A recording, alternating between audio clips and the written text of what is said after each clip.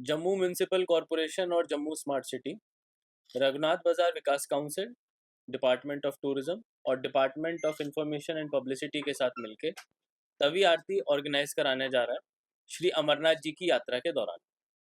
जैसा हमने सभी जम्मू वासियों को कमिटमेंट दिया था, अमरनाथ यात्रा के दौरान ये तवी आरती रेगुलर तौर पे की जाएगी और इसमें कोशिश की जाएगी कि जो जम्मू का टूरिज्म है, जो यहाँ का रिलीजियस स्पिरिचुअल आध्यात्मिक टूरिज्म है, उसको बढ़ावा मिले। और उसी में पहली तवी आरती का जो हमारा शुरुआत है वो 1 जुलाई को हमारा होने जा रही है। ये शाम को 7 बजे से शुरू होगी। इसमें एक जो विशिष्ट बात रहेगी कि इस बार हमारे जितने भी अमरनाथ यात्री आ रहे हैं, खासतौर से जो भगवती नगर में रुकते हैं, उन सबको हम लोग आमंत्रित कर रहे हैं। उनके लिए स्पेशल बसें भी चलाई जाएंगी, जिससे कि जितने भी लोग हमारे बाहर से आते हैं, उनको सूर्यपुत्री तवी की हिस्ट्री के बारे में भी पता चले, यहाँ पे तवी आरती देखने का मौका मिले। और इसके पहले दिन आरती की शुरुआत करने माननीय उपराज्यपाल महोदय श्री मनोज सिन्हा जी भी हमको चीफ गेस्ट के तौर पे ज्वाइन कर रहे हैं। धन्यवाद। यात्रा में हम लोगों ने अपने डिस्ट्रिक्ट एडमिनिस्ट्रेशन टीम के साथ मिलके सारे मैन पावर का डिप्लॉयमेंट पूरा कर दिया है। अलग अलग जगहों पे आप देखेंगे जेएमसी के टॉयलेट्स, सुलभ शौचालय, बाथरूम सारे डिप्लॉयड। जितने भी यात्री आ रहे हैं उनको अनुकूल सुविधा मिले, उनके एरिया में जितनी भी पब्लिक एमिनिटीज होती हैं, चाहे वो पानी हो, स्ट्रीट लाइट्स हो, सफाई हो, वो सारी चीज़ों का ध्यान म्यूनिसिपल बॉडी रख रही है। और डायरेक्टरेट ऑफ इंफॉर्मेशन के साथ मिलके हम लोग कोशिश कर रहे हैं कि जितने भी हमारे हेल्पलाइंस हैं लोगों तक पहुंच सकें, ताकि उनको किसी भी समस्या के लिए किसको संपर्क करना है वो उनको जानकारी मिले।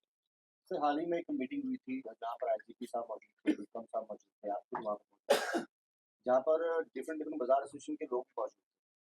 तो जब वो मीटिंग खत्म करके बाहर आए, उनका ये कहना था कि जिस हिसाब से पूरे शहर भर में होर्डिंग्स होनी चाहिए थी यात्रियों का स्वागत करने के लिए, उतनी नहीं है, सफिशिएंट नहीं है।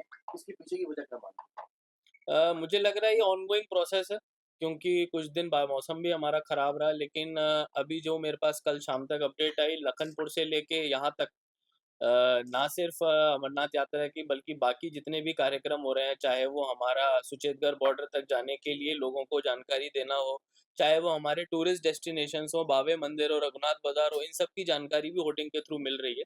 और आपका अच्छा फीडबैक है, हम लोग इसको और बढ़ाएंगे और कोशिश करेंगे कि हर एक शहर का कोना और जितने भी हमारे खासतौर से कॉन्वॉय के रास्ते हैं, उसमें लोगों को होर्डिंग सफिशिएंट तौर पे मिल पाए। सर, एक बहुत अहम मुद्दा है, इन दिनों लंगर की बहुत सेवा चलती है। उस लंगर को कैसे डिस्ट्रीब्यूट करना है, फूड क्वालिटी क्या रहेगी, उसको लेके क्या प्रिकॉशन है? मैं रिक्वेस्ट करूंगा ये सारी चीज़ें, क्योंकि म्यूनिसिपल बॉडी के बाहर है, फूड सेफ्टी डिपार्टमेंट है, तो डिस्ट्रिक्ट एडमिनिस्ट्रेशन के साथ मिलके जो हमारे मीडिया इंटरेक्शंस रहेंगे उनमें इनका उत्तर देना उचित रहेगा। इसके साथ साथ तवी आरती से जुड़ा हुआ अगर आपका कोई सवाल हो तो ज़रूर पूछें। सवाल ये है कि अभी मॉनसून जैसे समय से पहले इस बार आ गया है, आप लोग आरती करवाने जा रहे हैं, तमिलनाडु तो रेडी, लेकिन सिटी का रेट इस तरह का है कि इन केस वहाँ पे शाम के समय बारिश आ जाती है, तो उस समय वहाँ पे लोग बैठ नहीं सकते क्योंकि इस तरह से कवर नहीं। तो अगर इन केस शाम के समय यहाँ से होता है, देन क्या ऑप्शन रहने वाले हैं? अभी वो पूरा उस तरह से तैयार नहीं है। हमको इंद्रदेव की थोड़ी मेहरबानी चाहिए होगी, क्योंकि आप सबने आरती को देखा है तो उसमें दीपक, दिए और उन सब का बहुत बड़े तौर पे इस्तेमाल रहता है। अगर कोई भी आरती होगी वो खुले आसमान में ना हो, तो ना तो उसमें सारी देवी देवताओं का जिसको बोलते हैं पूजा हो पाती है, और ना वो ठीक तरह से हो पाती है। तो हम लोग कोशिश करेंगे कि एक अच्छा मौसम हमको शाम के समय मिले। ऑफ कोर्स जो जो रेनी डेज होंगे वहाँ पे हमको या तो पोस्टपोन या समय को आगे पीछे करना पड़ेगा, क्योंकि ये आरती होनी ही खुले वातावरण, खुले माहौल में है, तो उसी हिसाब से हम लोग सारे उचित अरेंजमेंट्स करवाएंगे। सर, जिस तरह बारिश हो रही है और आपको पता है कि कभी अपने उफान पे भी आ जाती है, कल को अगर बारिश हो, कभी उफान पे हो और आरती हो रही हो, तो उसका बचाव कार्य हमारे पास जितने भी बराजेस के गेट हैं उनको किसी भी समय खोला जा सकता है। इरिगेशन फ्लड कंट्रोल जो अपने बराजेस में फ्लड का लेवल होता है, तभी के लेवल को चेक करता रहता है और उतना ही लेवल मेंटेन करता है जितना कि हम लोगों को वहाँ पे आवश्यक है। धन्यवाद। दो इशू सर, जो पुराने शहर में हमें घूमना चाहते हैं, मंदिरों के दर्शन करना चाहते हैं, मतलब कई जगह की बात है, या एक ही बात है तो सीवरेज का जो पानी है कई जगह। दूसरी जो हमने फुटपाथ बनाए हैं ट्रैफिक के तहत, अगर अटल चौकी में बात करें तो अगर लोग गाँव जी के मंदिर में जाना चाहते हैं, नीचे गली घाट पे जाना चाहते हैं, तो दोनों फुटपाथ पे जो है काफ़ी अवरुद्ध हो चुके हैं। तो इनको कैसे सॉल्व करेंगे? यात्रा को क्या संदेश देंगे?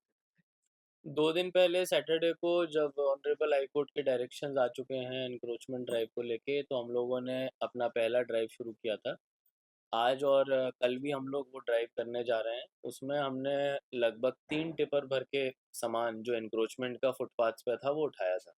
आज कोशिश रहेगी कि उसका डबल नंबर हम लोग अचीव कर पाएँ, क्योंकि उस टाइम मार्केट भी बंद था। कोशिश है कि इसमें जनता का सहयोग मिले, और क्योंकि कोर्ट के डायरेक्शंस हैं तो कोई नरमी नहीं बरती जाएगी।